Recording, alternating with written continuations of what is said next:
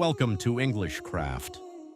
আসসালামু আলাইকুম, hello and welcome back to my new lesson. English ক্রাফটের পক্ষ থেকে তোমাদের সবাইকে স্বাগতম। আজকে আমরা ইংরেজির খুব ভালো এবং খুব বেশি ব্যবহৃত হয় এমন একটি স্ট্রাকচার নিয়ে কথা বলবো, যেটা আমাদের দৈনন্দিন জীবনে অনেক কাজে লাগে এবং আমরা চাইলে এমন একটি স্ট্রাকচার দিয়ে শত শত বাক্য আমরা খুব সহজেই তৈরি করতে পারি। তো আমরা কিন্তু প্রতিনিয়ত এরকম অনেক কথা বলে থাকি। তো আজকের এই লেসনটি খুব স্পেশাল হতে যাচ্ছে। আশা করি তোমরা খুব মনোযোগ দিয়ে যদি দেখো, ইনশাল্লাহ এই লেসন বা এই স্ট্রাকচার নিয়ে তোমাদের আর কোনোদিন কনফিউশন তৈরি হবে না এবং এটাকে তোমরা পজিটিভ, নেগেটিভ এবং কোয়েশ্চেন যে কোনো সেন্টেন্স তুমি খুব সহজেই তৈরি করতে পারবা। তো লেটস গো স্টার্টেড। আমরা আমাদের যে মেইন স্ট্রাকচার, এটা হলো subject plus able to plus ভার্বের বেস ফ্রম। আর এই এবল টু মানে কি? এবল টু মানে হলো সক্ষম হওয়া, কোনো কিছু মানে অতিক্রম করতে পারা, কোনো একটা কাজ সহজভাবেই সক্ষম হওয়া বা অতিক্রম করতে পারা। আচ্ছা, সাবজেক্ট প্লাস এবল টুর পরে সবসময় ভার্বের বেস ফর্ম হয়, এটা তোমাদের ভালোভাবে জেনে রাখতে হবে। ভার্বের প্রেজেন্ট ফর্ম আর বেস ফর্ম একই কথা, তাহলে subject plus able to plus ভার্বের বেস ফর্ম সবসময় বসবে। যেমন আমি তোমার একটু ক্লিয়ার, আমার সাথে একটু তোমরা আমার সাথে বলবে এবং খুব ভালোভাবে জিনিসটা খেয়াল করবে। I am able to go, আমি যেতে সক্ষম।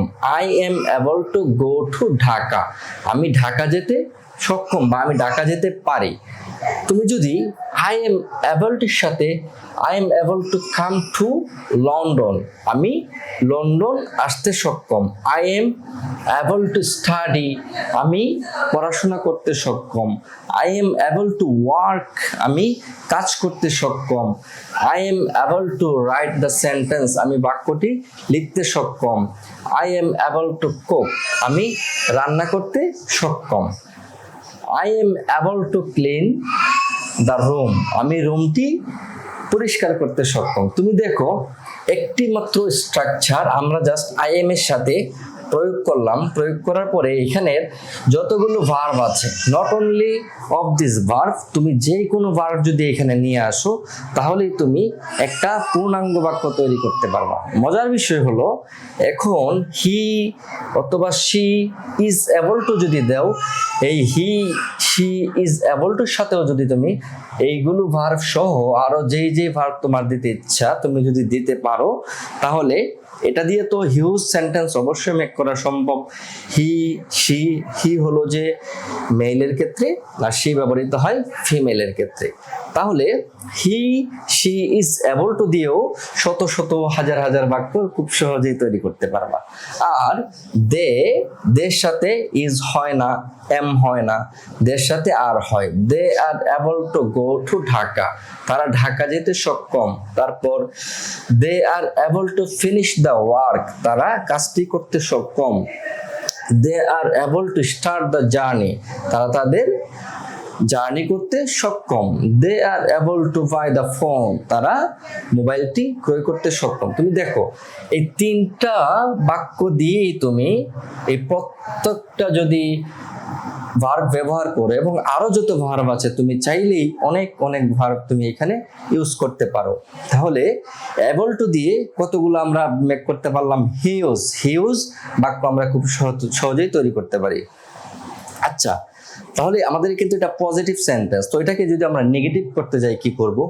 তোমার মাথায় কিন্তু প্রথমে আছে যে আমরা কতগুলো বাক্য এখানে তৈরি করলাম। এখন এটাকে যদি আমরা নেগেটিভ করতে যাই, যেমন জাস্ট নট দিব, জাস্ট নট, আমার পুরো বাক্যটাই ঠিক আছে। যেমন I am able to go to Dhaka, I am not able two, I am not able to go to Dhaka, আমি ঢাকা যেতে সক্ষম নয়।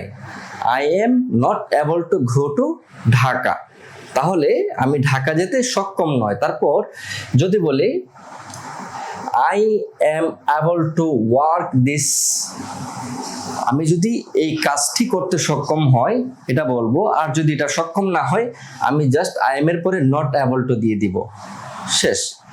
তারপর আমি যদি বলি I am able to buy this phone, এখান থেকে এটা নিলাম, I am able to buy this phone, আমি এই ফোনটি কিনতে সক্ষম। তুমি যদি এটা সক্ষম না হও, ধরো ফোনের প্রাইস বেশি, দেন তুমি কি বলতে পারো, I am not able to buy this phone, আমি এই ফোনটি কিনতে সক্ষম নয়। আমি একটা লিখে দেই, I am not able to buy this phone. Just আমরা এখানে এটা করলাম। দেন আমরা যদি এটাকে আবার প্রশ্নবোধক করি, আমরা সবাই জানি কম বেশি যে প্রশ্নবোধক যদি আমরা কোনো একটা বাক্যকে করতে যাই, সেইখানে যদি অক্সিলারি ভার্ব থাকে তো এটাকে জাস্ট সামনে নিয়ে চলে আসব। আর আমরা যে এখানে স্ট্রাকচারটি ফলো করলাম, এখানে কিন্তু প্রত্যেকটার সাথেই অক্সিলারি ভার্ব আছে, এম, ইজ, আর। যেহেতু এম ইজ আর আছে, সো সেইখানে ডু, ডাজ, ডিড আনার কোনো প্রশ্নই আসে না। যাই হোক, এটা আমাদের অন্য একটা আলোচনা। তাহলে আমরা যদি এটাকে প্রশ্নবোধক করতে যাই, যেমন I am able to go to Dhaka, আমি ঢাকা যেতে সক্ষম। তুমি যদি এটাকে প্রশ্নবোধক করতে যাও, তাহলে কি কি লিখতে হবে? তোমাকে লিখতে হবে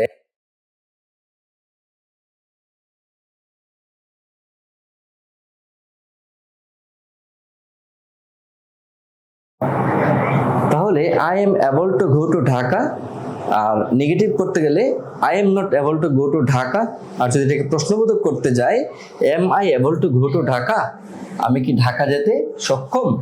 তাহলে তুমি দেখো আমরা পজিটিভলি কতগুলা সেন্টেন্স মেক করতে পেরেছি, এবং প্রত্যেকটা সেন্টেন্সকে আমরা চাইলে খুব সহজেই নেগেটিভ করতে পেরেছি, এবং আমরা প্রত্যেকটা সেন্টেন্সকে চাইলে প্রশ্নবোধক করতে পেরেছি।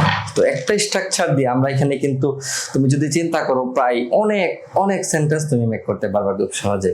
তো আজকের এই লেসনটি আশা করি তোমাদের অনেক ভালো লেগেছে, এবং এই নিত্য নতুন এইরকম ভিডিও পেতে তুমি ইংলিশ ক্রাফটের সাথে থাকবা। আসসালামু আলাইকুম ওয়া রাহমাতুল্লাহ। Thanks for watching.